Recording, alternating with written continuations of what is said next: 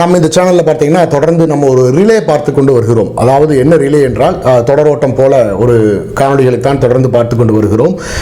திமுக 2021 தேர்தல் சட்டமன்ற தேர்தலின் பொழுது திமுக கொடுத்த தேர்தல் அறிக்கை, இன்றைக்கு ஆளுங்கட்சியாக திமுக இருந்து கொண்டிருக்கிறது. அன்றைக்கு அவர்கள் கொடுத்த தேர்தல் அறிக்கையில் என்ன சொன்னார்கள், என்ன செய்திருக்கிறார்கள், எதையெல்லாம் அவர்கள் செய்யவில்லை, எப்படியெல்லாம் மக்களை இவர்கள் ஏமாற்றி பிழைக்கிறார்கள், தொன்று தொட்டு கிட்டத்தட்ட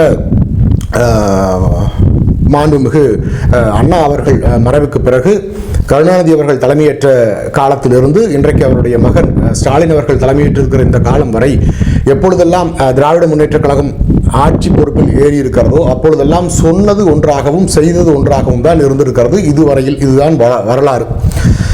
இதை மக்களுக்கு ஒவ்வொரு முறையும் உணர்த்த வேண்டிய கடமையும் பொறுப்பும் ஒவ்வொரு குடிமகனாக நமக்கு இருக்கிறது. இன்னும் நான் ஒரு அதிமுக காரன் என்ற காரணத்தால் கூடுதல் பொறுப்பு எனக்கு இருக்கிறது என்று நான் உணர்கிறேன். அப்படி எனக்கு கொடுக்கப்பட்ட நான் எடுத்துக்கொண்ட இந்த பொறுப்பை செய்ய வேண்டும் என்ற காரணத்திற்காக தொடர்ந்து இந்த காணொளிகளை உங்கள் பின் பதிவிட்டு வருகிறேன்.